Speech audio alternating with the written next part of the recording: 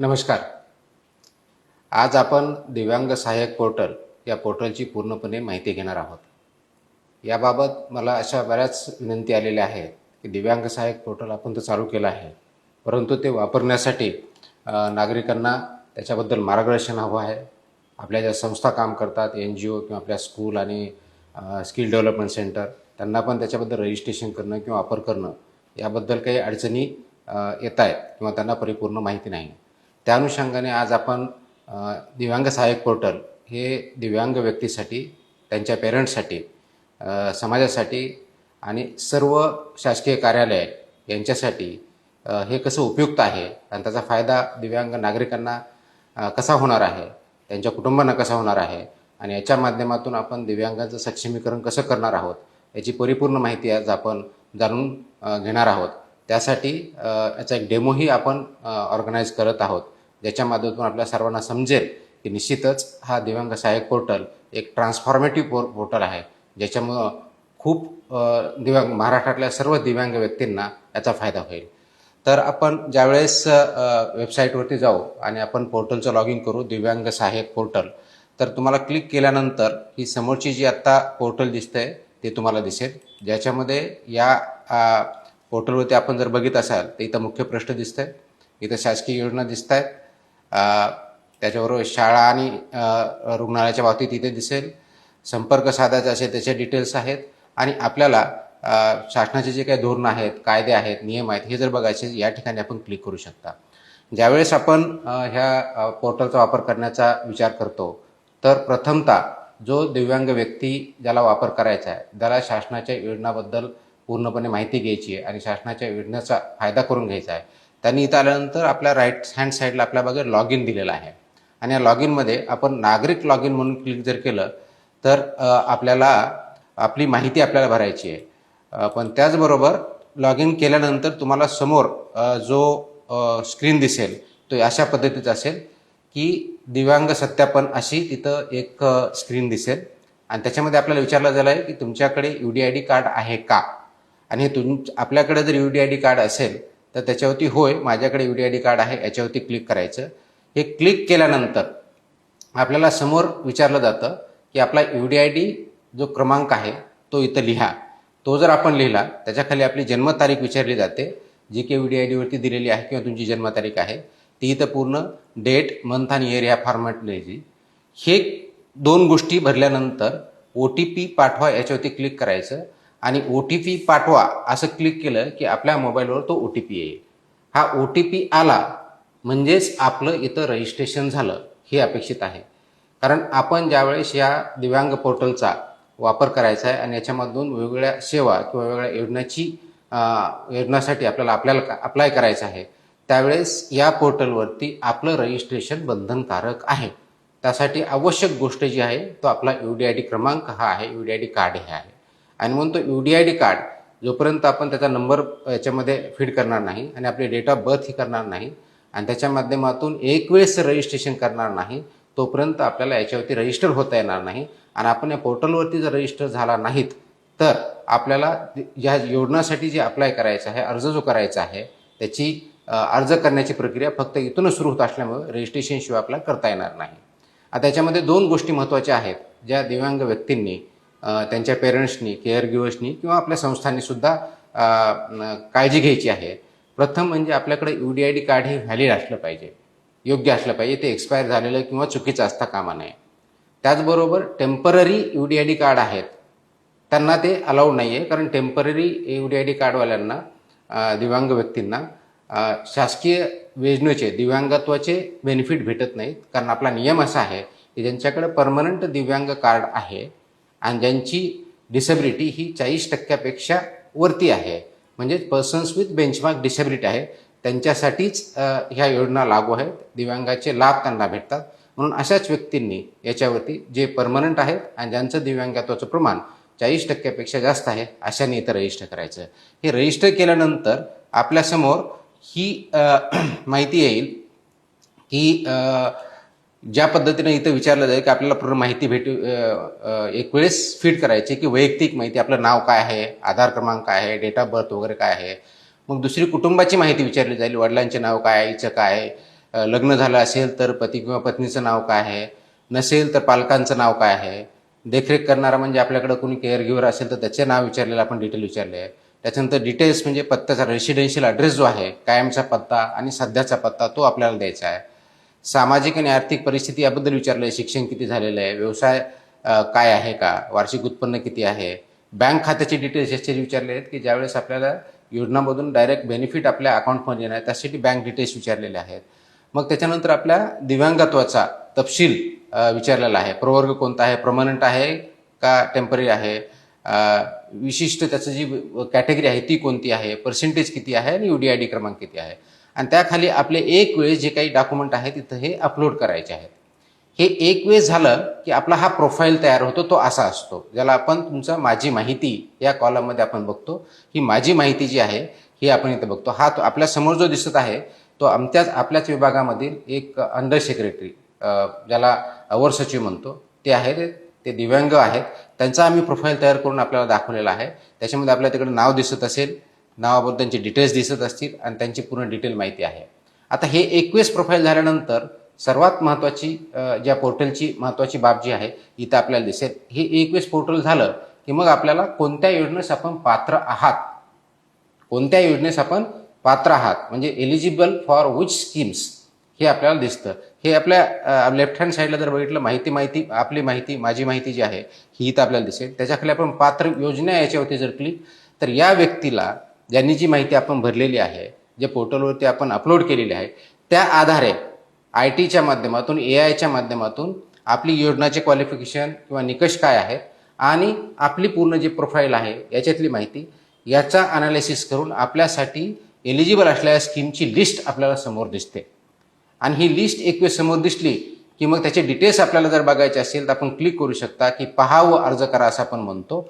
आता for example आत्ताच आपण एक नवीन स्कीम चालू केली की प्रशिक्षित दिव्यांग व्यक्तींना स्वयंरोजगारासाठी साधन सामग्री साठी आर्थिक सहाय्य आपण ते 1,000 पासून 15,000 वाढवलं, ती योजना आहे. आता याच्यात आपण पहा आणि अर्ज करा असं जर म्हटलं तर याच्यावर क्लिक केल्यानंतर आपल्या योजनेविषयी पूर्णपणे माहिती इथे दिसते.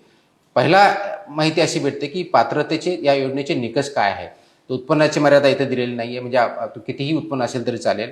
वयोमर्यादा हे 18 वर्षाच्या वरती पाहिजे, किमान दिव्यांगत्व 40% पाहिजे, शासकीय संस्थेतून प्रशिक्षण पूर्ण केलेलं पाहिजे आणि रहिवासी पुरावा पाहिजे. लाभांचे हक्क काय तर आपल्याला 15,000 रुपये लाभांचे हक्क याच्यातून भेटतात. त्याच्यामधून त्याच्यामध्ये राज्य महाराष्ट्र आणि उपकरण खरेदी आहे. त्याबरोबर आवश्यक कागदपत्रे जे आहेत तर ते आवश्यक कागदपत्रे दिलेले आहेत. ही माहिती आपल्याकडे ठेवली की मग आपल्याला जर अर्ज करायचा असेल तर पोर्टल पुढे जा असं म्हणतो, आपली अर्ज करण्यास तयार आहात का असा प्रश्न विचारला जातो. आणि त्या अर्ज करण्याकडे तयार झाल्यानंतर हे डॉक्युमेंट असल्यानंतर आपण क्लिक करा. क्लिक केल्यानंतर आपल्याला जी माहिती आपण प्रोफाईलमध्ये भरलेली होती ती परिपूर्ण माहिती परत भरण्याची गरज येत नाही, कारण ही पूर्ण ती IT च्या AIच्या माध्यमातून फेच केली जाते बॅकएंडला. आणि ती फेच केल्यानंतर हा पूर्ण माहिती आपल्याकडे दिसते. अर्जामधली जी माहिती ते पूर्ण इथं आपल्याला आलेली दिसेल. आणि मग याच्यामध्ये आपल्याला जी फक्त ॲडिशनल काही माहिती मागितली असेल त्या योजनेच्या अनुषंगाने तेवढीच भरायची असते. आता इथं आपल्याला हे डिक्लेरेशन करायचं आहे की I have red accepted conditions वगैरे, आणि अपलोड नेक्स्ट डॉक्युमेंट म्हटलं की आपल्याला नेक्स्ट डॉक्युमेंटमध्ये आपलं जाता येतं आणि मग आपल्याला सबमिट जे करता आपल्याला तो ॲप्लिकेशन फॉर्म सबमिट करता येतो. तर असं जर आपण बघितलं तर आपल्याला कोणत्याही योजनेमध्ये माहिती भेटू शकते, त्याची आपण अर्ज करू शकता आणि इमिजिएटली त्याच्यावरती आपण अप्लाय केल्यानंतर तो अर्ज शासकीय कार्यालयात ज्या अधिकाऱ्याकडे जाणं अपेक्षित आहे त्या अधिकाऱ्याकडे जातो. म्हणजे एवढी सुटसुटीत, सरळ, साधी, अगदी कोणत्याही व्यक्तीला समजेल अशा प्रकारची आपण ही प्रक्रिया केलेली आहे. हे करण्याचा एवढाच अर्थ आहे की दिव्यांग व्यक्तींना कुणावरतीही अवलंबून राहता कामा नये, कोणत्याही कार्यालयात जाण्याची गरज पडू नये, कोणत्याही अधिकाऱ्याला भेटण्याची गरज पडू नये, जेणेकरून तो स्वतः व्यक्ती किंवा त्यांचे पेरेंट्स याच्या माध्यमातून आपण तो शासकीय योजनेचा लाभ घेऊ शकतो. म्हणून आपल्या पात्र योजना त्यासाठी ज्या आवश्यक आहेत, समजा दुसरी आपण उदाहरणार्थ जर घेतली, दिव्यांग व्यक्तींना सामाजिक सुरक्षा अंतर्गत विवाह प्रोत्साहन योजना, ज्याचा आपण लाभ 1.5 लाख ते 2.5 लाखापर्यंत केला आहे, त्याच्यावरती अर्ज आपण केला तर आपल्याला परत तेच गोष्ट दिसेल. आपण परत त्याच्याकडे पोर्टलकडे अप्लाय करायचं जर म्हटलं तर अप्लाय केल्यानंतर आपल्याला हे अर्ज दिसेल. अर्ज केल्यानंतर आपल्याला इथं ॲक्सेप्ट करायचं आहे. कंटिन्यू फॉर ॲप्लिकेशन म्हटलं की आपल्याला पूर्ण पुढची माहिती दिसेल आणि सबमिट ॲप्लिकेशन इथं दिसतं. सबमिट क्लिक केलं की तो अर्ज सबमिट होतो आणि सबमिट झाल्यानंतर तो अर्ज जिल्हा कार्यालयाला किंवा कमिशनरकडे जे आम्ही सिस्टम ठरवलेले आहे त्याप्रमाणे तिथं अर्ज जातो आणि पर्याय तिथं अर्ज केल्यानंतर मग आपल्याला हे कळेल की आपला अर्ज कुठं आहे. तर आपल्याला त्याच्या खाली जो कॉलम दिसतो लेफ्ट हँड साईडला तिथं अर्ज केलेल्या योजना. तर आपण जर 2 योजनाला अर्ज केलेला असेल तर ते आपल्याला इथं दिसेल की आपला अर्ज कधी दिलेला आहे त्याचा तपशील पाहायला भेटतो. जो कोणत्या आता याच्यामध्ये आम्ही फॉर्म भरून ठेवला होता की ज्याच्यामध्ये 4 मार्चला अर्ज केलेला आहे आणि मग त्याची सद्यस्थिती काय आहे किंवा सामाजिक सुरक्षा दुसऱ्या योजनेमध्ये 26 फेब्रुवारीला अर्ज केलेला आहे. तर ही सध्या त्या अर्जाची स्थिती काय आहे, कोणत्या कार्यालयात आहे, जसे ज्या ठिकाणी दिसेल ती माहिती आपल्याला भेटेल आणि कार्यालय प्रमुखांनी किंवा जे कार्यालय आहे त्यांना ते वेळेचं आम्ही बंधन घातलेलं आहे. त्या वेळेमध्येच त्या अर्जावरती निर्णय घ्यायचा आहे जेणेकरून आपल्याला वेळेत सुविधा भेटतील आणि शासकीय सेवेचा लाभ आपल्याला घेता येईल.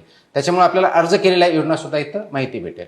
आता आपल्याला असं लक्षात आलं की नाही आपल्याला काही कंप्लेंट करायची किंवा तक्रार करायची तर त्याच्या खाली कॉलम बघितलं तक्रार निवारण पद्धती आहे आणि मग तक्रार निवारण जर आपण करायचं असेल तर आपला एक वेळेस मोबाईल हे केल्यानंतर तक्रार करू शकता. तक्रार केल्यानंतर त्याचं स्टेटस काय आहे हे कळतं.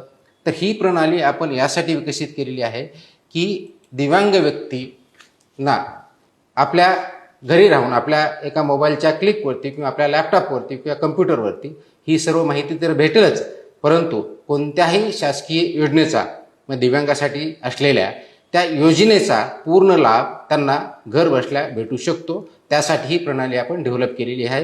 ही युनिक आहे. परत परत माहिती मागितली सुद्धा जात नाही. एक वेळेस आपल्याला माहिती भरली की तीच माहिती आम्ही सिस्टमच्याद्वारे प्रत्येक अर्जासाठी वापरतो.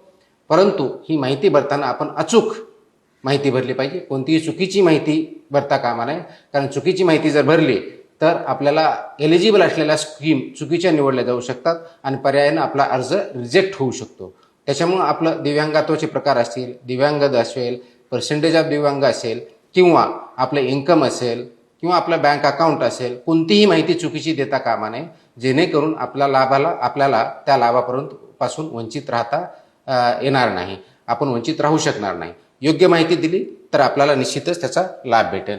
आता हे आपण जर बघितलं तर हे लक्षात येतंय की हे किती युजफुल आहे, इझी आहे आणि हे मराठी आणि इंग्लिश दोन्ही भाषामध्ये आहे. त्याच्यामुळे आपण कोणतीही भाषा त्याच्यामध्ये यूज करू शकता.